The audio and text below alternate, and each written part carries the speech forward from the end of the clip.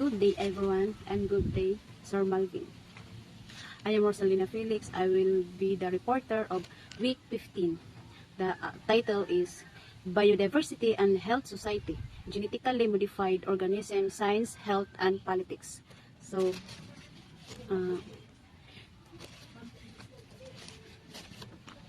we have here certainly the interrelatedness of society, environment, and health in the context of biodiversity and a health society is multifaceted. Let's explore these connections. First, society and biodiversity, cultural practices. Biodiversity influence cultural practices, traditions, and rituals. Indigenous communities often have deep connections to specific ecosystems and species. Their cultural identity and well-being are intertwined with the health of these ecosystems. Ang buot pasabot sa society and biodiversity, cultural practices, ang pagkamatinud-anon sa society sa biodiversity ang pagkamatinud-anon sa society biodiversity nagpasabot sa kinahanglanon sa mga kinaiyahan sa pagpalambo o pagpanalipod sa kultura ug mga tradisyon sa mga katilingban. Ang biodiversity naglakip nga sa kadaghanan sa kinaiyahan sama sa halaman, mga hayop ug mikrobyo ug mga kinaiya nga nagtabang sa pagpalambo sa pagpanalipod sa mga kultura nga mga practice. Mga example kay ang mga tanom nagigamit mga ritual o seremonya sama sa sagbot, mga sanga ug mga dahon nagtabang sa paglambo o pagpugong sa mga kultura sa mga tradisyon. Ang mga hayop usab nagtabang sa mga kultura nga mga hayop nga gigamit sa mga ritual o mga seremonya sama sa mga manok, baka ug mga kambing nagtabang sa pagpalambo ug pagpugong sa mga kultura nga mga ritual ug mga panagtagbo. Livelihood, ang pag-amping ug pagsuporta sa biodiversity ug importansya alang sa panginabuhian sa mga tao. Ang pagtagad sa mga kinaiyahan nga nagtabang sa mga panginabuhian, nagpalambo ug mga oportunidad alang sa mga susunod nga henerasyon sa pag-apil o pagpugong sa mga panginabuhian nga nagdepende sa biodiversity. Ang pagpanghawid sa mga kinaiyahan nga nagtabang sa mga panginabuhian nagpalambo o kahinungdanon sa ekonomiya, kultura o pangkabuhayan sa mga komunidad. Example sa livelihood, agrikultura. Ang kinahanglan ang agrikultura sa atong livelihood kay bilang panginabuhian. Ang agriculture, syempre kita mga tao kinahanglan nato magtanom ug bisan unsang dapat matanom nato alang sa atong panginabuhi. Aron ang tapos ang unsay mga dapat nato matanom, ma-harvest nato, syempre ato siyang ipangbaligya. Kay para ang example na negosyante dito ta sa negosyante maligya aron katong negosyante mapalambo pud niya ang iyahang panginabuhian. So kita pud nga mga agriculturist kinahanglan pud nato mapalambo pud nato ang atong bilang mag-uumata. So kinahanglan aduna kitay mga source. Katulo, social equity. Biodiversity conservation ensured equitable access to resources. It promotes social justice for considering marginalized groups and their dependence on ecosystem. Sa socialize, naa diri ang makig-socialize ka sa ubang tao. Dapat kung unsay mga opportunity nga moabot sa isa ka community, dapat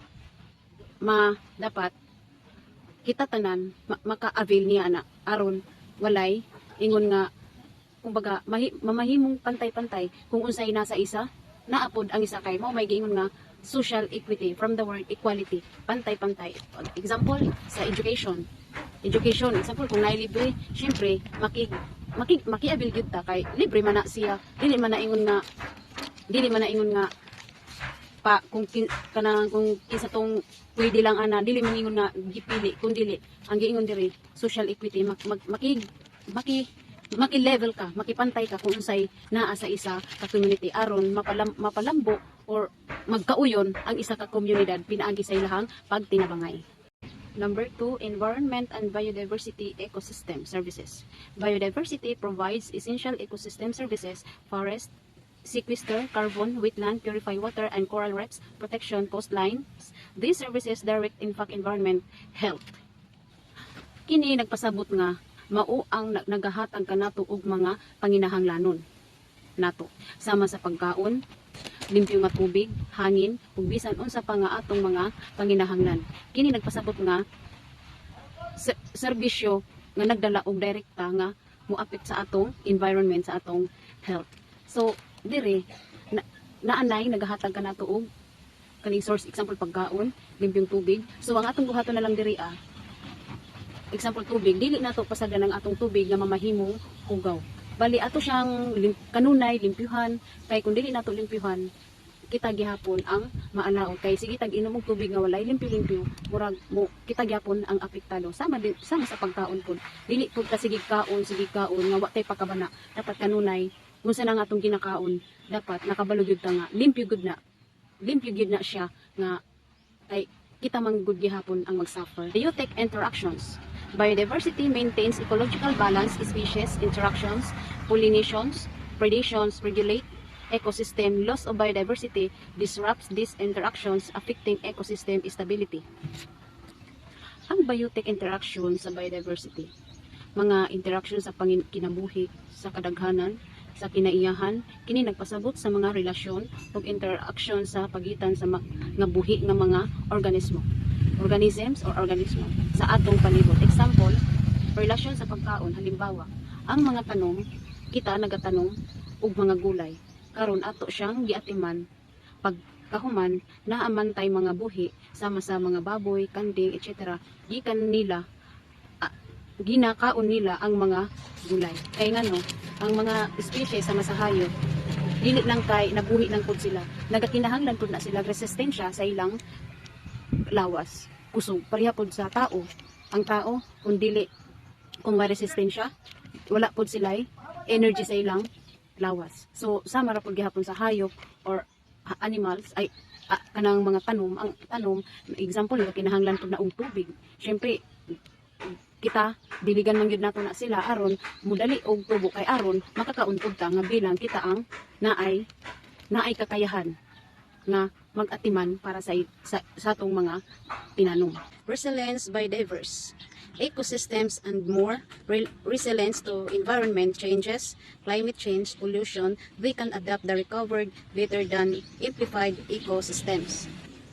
Diri nagpasabot sa resilience by diversity ang mga tanom ug ang mga mekanismo nga nagtabang sa pagpugong sa mga kahimtang sa palibot sama sa kakulangon sa tubig, init ug mga sakit sa tanom. Example, ang mga tanom nga may adaptation sa katigulangan nga mga sulundon sa tubig, nagpalambo og resilience batok sa kinahiyang sa kakulangon sa tubig. Example sa resilience by diversity. Ang mga kakahuyan nga naglakip nga mga puno, mga kahoy ug mga halaman naghatag og resilience sa kinaiyahan. Kini naghatag og mga benepisyo sama sa pagpugong sa pagguho sa lupa, pagtabang sa pagpugong sa baha ug pagpugong sa pagkawala sa mga kinaiyahan. Ang mga kakahuyan nagatabang sa pagpugong sa mga kahimtang nga mahimong delikado o kritikal sama sa mga bagyo, landslide ug pagbabag sa klima. Sa ikatulo, health and biodiversity. Nutrition, biodiversity. Unsay mga makuha nato nga mga healthy nga gikan sa atong biodiversity. Example, medicinal resources. Medicinal resources biodiversity contribute to pharmaceuticals. Medicines derived from plants, animals, and microorganisms treat disease and improve human health. Example, ang makuha nato diri sa medicinal resources, example, mga kahoy, makatabang kanato. Example, lagundi. Ang lagundi, isa pud na sa, kung sipunon ka, pwede ra ka magkuha sa iyang dahon, o pwede ra pud na nimo siya inumon aron, ma-relieve ang imong sipon or banaba. Ang banaba kay, sa diabetes daw na, according to my research, diabetes daw ang matanggalan ana. Example, sa dengue, ang makuha pud, example, tawa-tawa, Ang tawa-tawa isa pud na one of the best kanang makapauli sa dengue ang tawa-tawa. Bisan simple ra kay nato na siya tan-aw nga sagbot, bisan tunog-tunoban ra nato, pero dako siya og tabang para sa atong health, like kuan kanang dengue. Mental well-being, access to green spaces and natural environments positively impact mental health. Biodiversity landscape offer recreational opportunities and reduce stress. Mental health nagpasabot sa kahimsog sa panglawas, pangunahuna ug emosyonal nga kahimtang sa mga tao nga nagpalambo pinaagi sa pag-atiman sa kinaiyahan. Example, kung ang matag usa di ay kung magkahiusa, magkasundo sa usa ka butang, mamahimo kining magmalambuon. Nindot ang imong paminaw ug pamati, tapos relax ang imong hunahuna, hapsay walay stress nga mabati nimo. Kung stress ka, pwede ra ka mo adto sa imong beach, pangparilib man na og stress, ligo-ligo, kaon-kaon. Kung naapod kay farm, pwede pud ka didto magpahuway, pwede ka na magdala lang kag mga unsay dapat nimo dadun didto kanang pangpaiwas lang sa imong stress. Didto marilax ka. Mao na yung gitawag nga mental well-being. Last but not the least, disease resilience, biodiversity. Ang mga tanom nagtukod og mga sustansya nga nagtabang sa pagpugong sa mga sakit. Example, ang mga tanom nga naay mga vitamina, mga antioxidant ug mga phytochemicals nagtabang sa mga tao ug nagpugong sa mga sakit sama sa cancer, sakit sa puso. Example, phytochemicals. Ang phytochemicals, example diha cabbage, repolyo, or mao gitawag nga indules. Ang beans kay isoflavones, o garlic, antibacterial. So ang cabbage pud di ay basin pagtanaw ninyo gulay-gulay lang na siya, pero aduna pud di ay na siya dakong epekto sa atong lawas kung permanente dayta mukaon. So, hi sir, I'm Christian Solibio and I'm the reporter of week 15. So, feedback loop, so nanay siya duha ka klase, positive feedback and negative feedback. So, explain ako ang positive feedback o feedback loops. So, a healthy society promotes biodiversity conservation, educated and aware communities engage in sustainable practices leading to better environmental health. So, ang negative feedback is environmental degradation, deforestation, pollution, harms in biodiversity. This is in turn affects human health and well-being. So, ang summary niya is biodiversity, society, environment, and health care integrately connected, a holistic approach that considers this integrated relationship and essential for building a sustainable and healthy future for both humans and the planet. Ethics and implications of GMOs. So, ang scientific advancement na siya duha ka categories, which is ang advantages and ethical concerns. So, explain sa nako ang advantages. So, allow scientists to modify organisms for specific traits. This can enhance food security and agricultural productivity. So, ang ethical concerns is scientists must balance benefits with potential risk, unintended consequence, raise ethical questions. So, ang health implications is na siya tulo ka categories: nutrition, allergens, and antibiotic resistance. So, ang nutrition kay enhanced nutritional content like sa biofortified crops with higher vitamins. So, however, safety assessments are crucial to prevent allergens of toxins. So, ang allergens is genes across species may introduce novel allergens. Rigorous testing ensures safety. Then, antibiotic resistance is some GMOs use antibiotic resistance genes as markers. Concerns exist about their impact on human health. Then, kung ang environmental impacts is na siya tulo ka categories: biodiversity, pesticides use, and gene flow. So, ang biodiversity is can crossbreed with wild relatives affecting native species. So, muning mga sakit sa hayop. Then, ang herbicide-resistant crops may lead to increased herbicide use. Then, ang pesticide use is crops like expressing exectical proteins. So, reduce chemical pesticides use. However, post may evolve resistance. Then ang gene flow is can spread genes to non-GMO crops or wild plants. This affect biodiversity and ecosystem dynamics. Political consideration.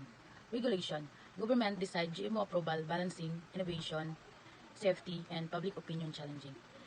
So, ang example sa regulation is sa Philippines, ang Department of Agriculture or ang DA nagpapatupad ng regulation sa GMO bago maaprubahan ang isang GMO, kinahanglan nga muagi sila sa mahigpit na pagsusuri at pag-aaral ng Bureau of Plant Industry, muna siya ang BPI. And next is trade of diplomacy. GMO policies impact international trade. Some country restrict GMO import, affecting global markets. So, ang trades of diplomacy is, ang halimbawa is ang European Union ay may mahigpit na regulation sa GMO. Ito ay nagiging hadlang sa pagpasok ng GMO product mula sa ibang bansa na nagreresulta sa pagbabawas ng mga pagkakataon sa pangdaigdigang market. Next is ang consumer perception, public perception, influenced policy, labeling requirements, and transparency are debated. So, ang consumer perception is, ang example ana is sa United States, ang paglalagay ng level ng mga produkto na may GMO ay hindi pa required sa isang state. Ito ay nagreresulta na hindi pagkakaroon ng sapat na impormasyon sa mga consumer. Potential future impact. Health and nutrition, precision nutrition, GMO could be tailored for specific health needs. AG disease prevention, micronutrients deficiency. Functional foods, GMOs, may produce bioactive compounds, AG, antioxidant, beneficial for health. Ang GMOs ay maaaring i-customize para matiyak ang pangangailangan ng kalusugan. Ang example ani is ang golden rice ay isang halimbawa ng GMO na binagkas upang magkaroon ng mas mataas na beta-carotene content na maaaring makatulong sa mga lugar na nangangailangan ng vitamin A. Conservation and restoration. GMO trees, modified trees could aid reforestation effort or restore degraded ecosystem. In the endangered species, GMO might rescue endangered species by addressing threats.